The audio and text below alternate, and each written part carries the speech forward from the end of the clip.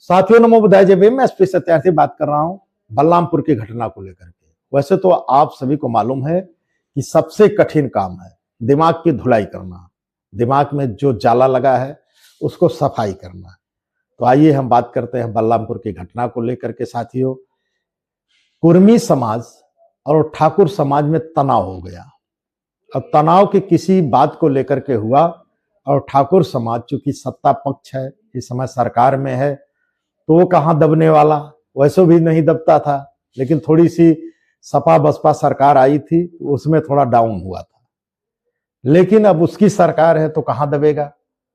तो उसने जो है गोलीबारी की है, कट्टा चला है, बंदूकें चली हैं और जा करके लोग कुर्मी समाज को मारे हैं।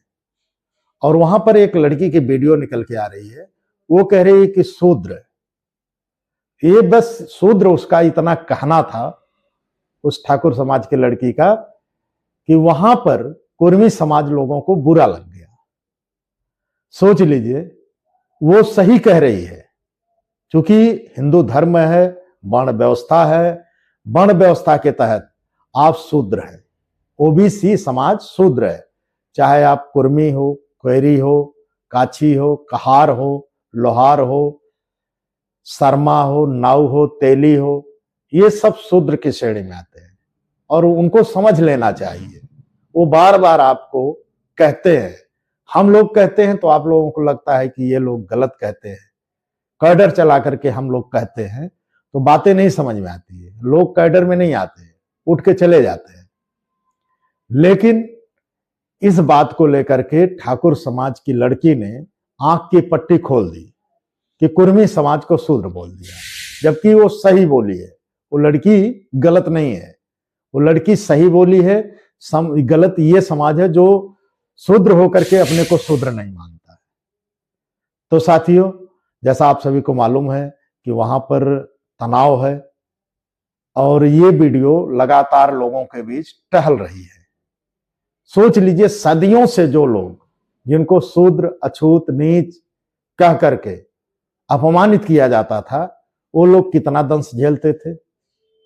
और वो लोग अम्बेडकरवादी बने, बुद्धवादी बने, जबकि बुद्ध बैकवर्ड समाज से थे, शूद्र समाज से थे। भाई हिंदू धर्म के नाते शूद्र हो गए, बाबा साहब ने उनको बैकवर्ड बना दिया। तो बैकवर्ड समाज के जो तथागत बुद्ध थे, उन्होंने विचारधारा दी मानवतावादी, जिसको गौतम समाज ने अपनाया। वो ये नहीं कहा कि ये ओबीसी समाज के हैं तो हम कैसे जो है इनको मान ले। वो तो जितने लोग मानवतावादी काम किए हैं, महापुरुष हैं, चाहे जिस जात जिस धर्म के हो, यानी यहां तक कि ठाकुर भी हो, ब्राह्मण भी हो, तो उनको भी वो अपना आइकॉन बनाता है, क्योंकि उसको मालूम है असलियत कि जो भी मानवतावादी काम करेगा उसको हम अपना आइकॉन बनाएंगे। लेकिन ओबीसी समाज, चाहे कुर्मी हो, कोयरी हो, काछी हो या नाऊ, तेली, धोबी, तमाम तरह की जातियां हैं जो अपने आप को थोड़ा सा वो सोचती हैं कि हम तो इनके यहाँ कपड़ा धो के पहुंचा देते हैं, ये पहन लेते हैं, हम तो इनके यहाँ गल्ला पहुंचा देते हैं, पहन ये खा लेते हैं। तो वो अपने आप के भ्रम में था, उसके दिमाग में जाला लगा हुआ था और उस जाले को सफाई अब धीरे धीरे सोशल मीडिया से हो रही है, क्योंकि वो तो आपके साथ अत्याचार करेंगे, तो उनके ग्रंथ में लिखा है। इसलिए बाबा साहब ने उस ग्रंथ को जला दिया था कि भाई, उन्होंने ये भी कहा कि ब्राह्मण गलत नहीं है, कोई ठाकुर गलत नहीं है, गलत ये किताब है जो उनको गलत करने से प्रेरित करती है। इसीलिए उन्होंने कहा कि इस किताब को ही जला दो ताकि उनको यहां से प्रेरणा मिलना बंद हो जाए। तो साथियों, आपने देखा कि वो लड़की शूद्र कही और बहुत लोगों को तिलमिलाहट हो रही है। तिलमिलाहट ना हो, आप अपने को शूद्र मान लीजिए और शूद्र ही समझ करके एक हो जाइए। जबकि बाबा साहब उस शूद्र का बहुत अच्छा आपको नाम दिया, ओबीसी। और ओबीसी आपको अपमानित वर्ड नहीं है, ये संवैधानिक है, शूद्र कहीं भी संवैधानिक नहीं है। वो अपमानित ग्रंथ से अपमानित शब्द आपको देते रहते हैं, लेकिन आप उन्हीं के ग्रंथ को पढ़ते हैं, अपने को मान बैठे हैं, तो आपको बुरा नहीं लगना चाहिए। यदि आप बहुजन हैं, तथागत बुद्ध की बात करते हैं, अंबेडकर की बात करते हैं, ललित सिंह यादव की बात करते हैं, बाबू जगदेव कुशवाहा की बात करते हैं, तो आप जो है फूलन देवी की बात करते हैं, तो आप बहुजन हैं।